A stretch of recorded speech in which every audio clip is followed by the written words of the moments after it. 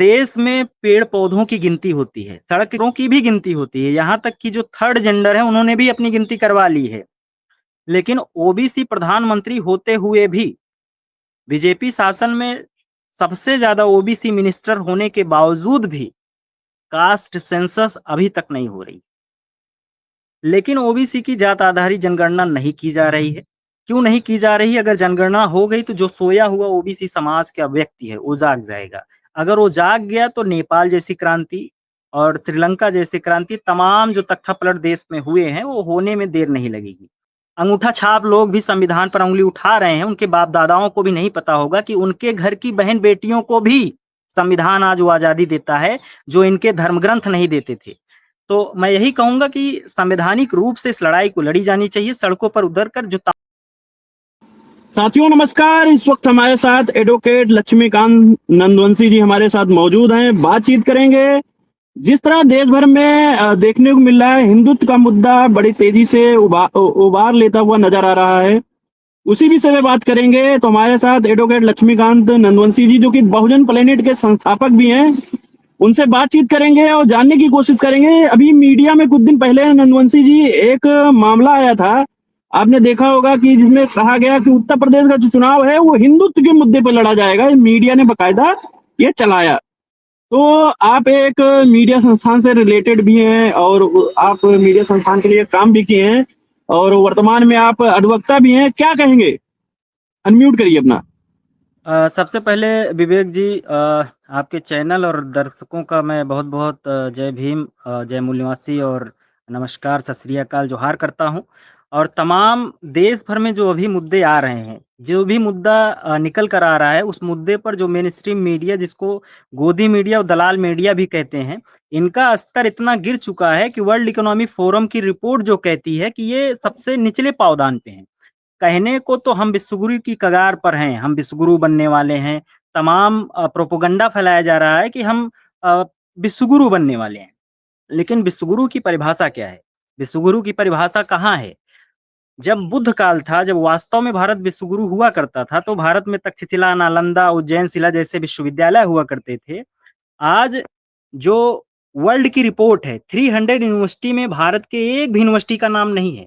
आज भारत की जो शिक्षा व्यवस्था है, उसकी गुणवत्ता आप बखूबी जानते हैं। आप पत्रकार भी हैं और बहुजन मूवमेंट से जुड़े हुए व्यक्ति हैं। तो आप जानते हैं कि किस तरीके से भारत की शिक्षा व्यवस्था को खत्म किया जा रहा है।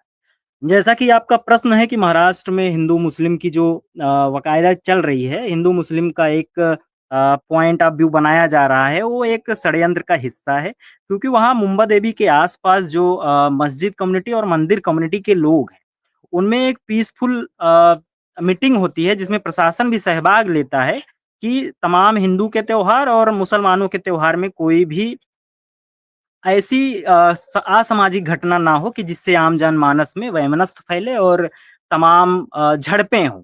उन सब चीज़ के बचाव के लिए प्रशासन के द्वारा भी एक मीटिंग अरेंज की जाती है, जिसमें दोनों धर्मों के लोगों को बुलाया जाता है।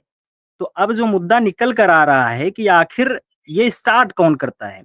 अगर हम देखें तो तमाम जहाँ भी, चाहे महाराष्ट्र हो, चाहे बंगाल हो, चाहे उत्तर प्रदेश हो, जो हिंदू-मुस्लिम का एंगल आता है, उसमें तमाम जो हिंदूवादी संगठन के लोग हैं, आरएसएस है, बीजेपी है और तमाम जो हिंदुत्व का ढोंग रचने वाले लोग हैं, गाय को माता का दर्जा दिलाने वाले लोग हैं, ये भले ही इनके घर में एक जानवर क्यों ना हो, एक बकरी तक क्यों ना हो, इनके घर में भले एक भैंस तक क्यों ना हो, लेकिन ये पशु प्रेमी बनते हैं। हर हर राज्य की बात है, हर जिले की बात है कि गाय को माता कहते हुए तमाम मॉब लिंचिंग की घटनाएँ सामने निकल कर आई हैं, आपने देखा होगा। तमाम खबरों में निकल कर आती है कि किस तरीके मैं से एक मॉब बार एक लिंचिंग। क्वेश्चन लेना चाहूंगा नंदवंशी जी, जी। जी। देखने को मिलता है जिस तरह मीडिया ने ये चलाया कि हिंदुत्व के नाम से चुनाव लड़ा जाएगा, क्या मीडिया यहाँ पर ये क्वेश्चन नहीं करेगा कि चुनाव जो होगा वो बेरोजगारी को लेकर होगा, पेपर लीक को लेकर होगा, तमाम ऐसे मुद्दे, स्वास्थ्य शिक्षा का मुद्दा होगा। कोरोना काल में आपने देखा कि किस तरह त्राहिमाम से गुजरा, नहीं, महंगाई नहीं, चरम नहीं, पे है। विवेक जी, ये कोई मुद्दा नहीं। देखिए मीडिया ने भी क्या कहा, साढ़े ये सात मैं रुपए मैं मैं आपको साढ़े बता सात दूँ, रुपए मैं एक आपको बड़ी थोड़ा पत्रकार काटना है एक। चाहूँगा। जी जी। मैं आपको थोड़ा काटना चाहूँगा कि ये कोई मुद्दा नहीं है, बेरोज़गारी, भुखमरी, लाचारी ये कोई मुद्दा ही नहीं है, मेलोडी टॉफ़ी मुद्दा है। और प्रधानमंत्री कहते हैं कि सोना मत खरीदो, प्रधानमंत्री कहते हैं कि आप बाहर मत निकलिए, पेट्रोल कम यूज़ करिए। लेकिन क्या वो एक आदेश जारी कर सकते हैं कि उनके जो सांसद, विधायक, यहाँ तक कि बीजेपी समर्थित जो प्रधान है, प्रधानी का पैसा खा-खा कर जो फॉर्च्यूनर, स्कॉर्पियो लिए लोग ये प्रधान हैं, क्या वो लोग जो एक ग्रामीण स्तर पर देखा जाए कि भौकाल दिखाने का जो मामला है, वो खत्म करने का काम करेंगे? क्या वो एक गाइडलाइन जारी कर सकते हैं कि अगर कोई व्यक्ति विधायक है तो वो अल्टो कार से चलेगा, फॉर्च्यूनर से नहीं चलेगा, वो इलेक्ट्रिक गाड़ी से चलेगा, फॉर्च्यूनर का काफ़िला स्कॉर्पियो का काफ़िला लेकर नहीं चलेगा, वो ऐसा नहीं कर सकते, वो दिखाना चाहते हैं क्योंकि आज की जो राजनीति है, आज के परिप्रेक्ष्य में जो आज की राजनीति है, वो क्योंकि बीजेपी के पास जो काला धन है, उस काला धन का इस्तेमाल जिस तरीके से चुनाव में किया जा रहा है, जिस तरीके से चमक-धमक दिखाने का काम किया जा रहा है, वो सारा पैसा जो एससी बैकवर्ड के मंदिरों में चढ़ावा चढ़ाने से आता है और जो प्राइवेट कॉलेज, यूनिवर्सिटी, अस्पताल में जो फीस के नाम पर धन उगाही का कार्यक्रम चल रहा है इन लोग का, इनसे जो निकल कर आता है, उससे ये लोग राजनीति में पैसे इस्तेमाल करते हैं, पानी की तरह बहाते हैं। अभी बंगाल जी, चुनाव में आपने देखा होगा किस लक्ष्मीकांत तरीके जी, से लिफाफा बंद एक कर मिनट कर में के एक पैसा क्वेश्चन ले लिया लेता गया। हूँ, नहीं निकल जाएगा। मामला ये है कि आप ओबीसी समाज की नुमाइंदगी करते हैं, आप ओबीसी समाज से आते हैं। अभी जिस तरह यूजीसी एक्ट में ओबीसी को शामिल किया गया, उसके बाद देश भर में जो बवाल देखने को मिला कि अपर कास्ट के लोग ये कहना चालू कर दिए कि अगर ओबीसी को शामिल किया जाएगा, अभी जनगणना भी हो रहा है, बाकायदा जनगणना में ओबीसी का कालम नहीं दिया गया। और जिस तरह प्रधानमंत्री मोदी जी ने कहा था जातीय जनगणना कराएंगे, सिर्फ ढकोसला निकला। जनगणना हो रहा है, इसमें कोई कालम वालम नहीं है, आप भी जान रहे हैं। क्या ओबीसी के लोग जो जिनको जिनको हिंदुत्व की जो चाशनी में डुबो कर रखा गया, जिनको हिंदुत्व का चस्का लगा हुआ है, क्या उन लोगों तक क्या मैसेज देना चाहते हैं कि जिस तरह उनके अधिकारों पे डाका डाला जा रहा है, क्या मैसेज देना चाहते हैं 2027 का जो चुनाव है, खास करके उत्तर प्रदेश के लोगों तक क्या मैसेज देना चाहते हैं कि बेरोजगारी, पेपर लीक, तमाम ऐसे एजेंडे को लेकर क्या कहेंगे आप? देखिए विवेक जी, जहाँ तक हिंदुत्व की बात है, संविधान सबको आज़ादी देता है, कोई किसी धर्म को मान सकता है, कोई किसी जाति को मान सकता है, उसमें जा सकता है, किसी को कोई आपत्ति नहीं है यहाँ पे। लेकिन सवाल यहाँ पे पैदा हो रहा है कि जिस तरीके से धर्म के नाम पर राजनीति करी जा रही है, धर्म के नाम पर जिस तरीके से तमाम जो आम जनमानस के मुद्दे हैं, उससे भटक कर तमाम अ, फिज़ूल के मुद्दों पर वकायदें की जा रही हैं, बातें की जा रही हैं। अगर हम उस पर ध्यान केंद्रित करना चाहें, तो अभी आपने कहा कि जनगणना चल रहा है। इस देश में पेड़-पौधों की गिनती होती है। सड़क के किनारे आप देखेंगे तो पेड़ों में नंबरिंग लिखा होता है कि पेड़ का क्रम संख्या 1, 2, 3 ऐसे अगर आपके आस-पास किसी गाँव में गौशाला होगा, तो वहाँ आप जाके देखिए। गौशाला में गाय के कान में नंबरिंग लगा होता है, जानवरों की भी गिनती होती है। यहाँ तक कि जो थर्ड जेंडर है, उन्होंने भी अपनी गिनती करवा ली है। लेकिन ओबीसी प्रधानमंत्री होते हुए भी बीजेपी शासन में सबसे ज़्यादा ओबीसी मिनिस्टर होने के बावजूद भी कास्ट सेंसस अभी तक नहीं हो रही। क्यों नहीं हो रही है? इसके पीछे भी सबसे बड़ा कारण है। क्योंकि अगर ओबीसी समाज के लोगों का एक डाटा निकल कर आ जाता है कि ओबीसी 65% जो था, अब उस मैं मानता हूँ कि अब ओबीसी की संख्या 65 से कहीं ज़्यादा 85 तक पहुँच गई है।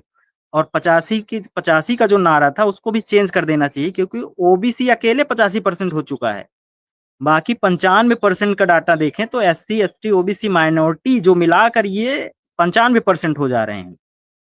लेकिन ओबीसी की जात आधारित जनगणना नहीं की जा रही है। क्यों नहीं की जा रही है? अगर जनगणना हो गई तो जो सोया हुआ ओबीसी समाज का व्यक्ति है, वो जाग जाएगा। अगर वो जाग गया तो नेपाल जैसी क्रांति और श्रीलंका जैसी क्रांति तमाम जो तख्तापलट देश में हुए हैं, वो होने में देर नहीं लगेगी। आज यहाँ पे लोगों को गुमराह भी किया जा रहा है। आज इंटरनेट के दाम कम है, फ्री है, तो लोगों का जो टाइम ज़ाया किया जा रहा है एल्गोरिदम के माध्यम से। आप यूट्यूब ओपन करिए, इंस्टा ओपन करिए कि यू एल्गोरिदम के साथ कैसे खेला जा रहा है और तमाम जो भारत के लोकतंत्र का जो चौथा स्तंभ है, जिसका काम है कि निष्पक्ष रूप से जनता से जुड़े तमाम मुद्दों को आम जनमानस तक पहुँचाना और जो शासक लोग हैं, सरकारें हैं, उनसे अकड़ के सवाल पूछना, अधिकारियों से अकड़ के सवाल पूछना और आम जनमानस के मुद्दे को उस ज़मीनी स्तर पर लागू करवाना। आप सवाल पूछने की आज ये बात कर नहीं रहे हो हैं, रहा मैं है। यहाँ पर 1 मिनट रोकना चाहूंगा। आप सवाल पूछने की बात कर रहे हैं, यहीं पर एक बच्चा है, आपने देखा होगा सोशल मीडिया पे, जो सीबीएसई बोर्ड से है, उसकी कॉपी जो जांच हुई कॉपी है वो दूसरा उसने मंगवाया, री री री री मतलब चेकिंग के लिए, उसका पता चलता है उसकी कॉपी नहीं आई, दूसरे की कॉपी आई, उस बच्चे को यहाँ के न्यूज एंकर उसको पाकिस्तानी बता देते हैं, बाद में माफी भी मांगते हैं, और यहाँ पर मीडिया द्वारा ये कहा जाता है कि 7.5 रुपये ऊपर बढ़ा। उसके बाद ये ट्रोलिंग भी होती है, आपने देखा होगा कि बड़ी पत्रकार, महिला पत्रकार हैं, कह रही हैं कि 7 रुपये 7.5 रुपये ऊपर बढ़ा है, बहुत ज्यादा महंगाई नहीं है। यहाँ तक यहाँ के ऐसे सांसद लोगों विधायक को लोग कह रहे हैं विवेक जी, कि यहाँ लॉकडाउन जी ऐसे लोगों को पत्रकार की संज्ञा देना मैं मानता हूँ कि भूल है या गलत होगा। ऐसे लोग पत्रकार नहीं हैं, ये लोग चाटुकार और पत्तलकार हैं। इन लोगों का काम है कि बीजेपी से फंडेड लोग हैं, जो पूंजीपति लोग हैं, उनसे फंडेड लोग हैं। चाहे अंजना ओम कश्यप हो जाएँ, रूबिका लियाकत हो गए, सुधीर चौधरी, XYZ, तमाम जो मेन स्ट्रीम मीडिया में आज काम करने वाले अपर कास्ट के लोग हैं, सारे के सारे आज दलाली पे उतर आए हैं। हज़ार करोड़, अभी सुधीर चौधरी का मामला आपने देखा होगा कि तिहाड़ से निकला व्यक्ति आज DD1 पे आ रहा है। कितने बड़े दुर्भाग्य की बात है कि भारत का जो राष्ट्रीय चैनल है, उस पर एक तिहाड़ी को एंकरिंग करने के लिए, भारत की दास्तां बताने के लिए, पूरे विश्व में भारत की छवि आज क्या होगी? डोनाल्ड ट्रंप जिस तरीके से प्रधानमंत्री नरेंद्र मोदी का कॉलर पकड़-पकड़ के अपनी बातें मनवा रहा है, जिस तरीके से भारत की बेइज्जती अंतर्राष्ट्रीय स्तर पर हो रही है, आज तक कभी हुआ नहीं है। भारत का बहुत बड़ा दुर्भाग्य है। मैं मानता हूँ कि जो तमाम ओबीसी, SC, ST के लोग हैं, इनको अपने हकों और अधिकारों के प्रति जागरूक होकर सड़कों पर उतर के संवैधानिक रूप से, संविधान सबसे बड़ी आज की ताकत है। भले आज लोग अंगूठा छाप लोग भी संविधान पर उँगली उठा रहे हैं, उनके बाप-दादाओं को भी नहीं पता होगा कि उनके घर की बहन-बेटियों को भी संविधान आज वो आज़ादी देता है, जो इनके धर्मग्रंथ नहीं देते थे। तो मैं यही कहूँगा कि संवैधानिक रूप से इस लड़ाई को लड़ी जानी चाहिए, सड़कों पर उतर कर जो तमाम संगठन हैं, उन संगठनों का साथ देना चाहिए जो सच में संविधान की लड़ाई लड़ रहे हैं। हमको अपने हक और हुकूक के लिए आगे आना होगा, मैं बस इतना ही कहना चाहूँगा। जी। जी।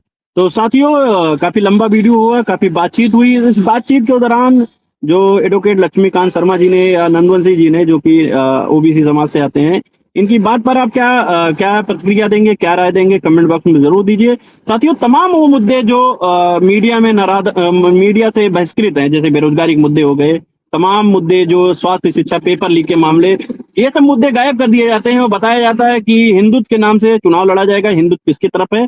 साथियों, सोच सकते हैं इस देश का दुर्भाग्य क्या है कि जो मेन स्ट्रीम मीडिया है वो बेरोजगार युवाओं के साथ नहीं दे रही है, वो पेपर लीक के मामले को नहीं उठा रही है। तो साथियों, इस वीडियो को ज्यादा लोगों तक शेयर करें और आपकी राय है कमेंट बॉक्स में जरूर दीजिए।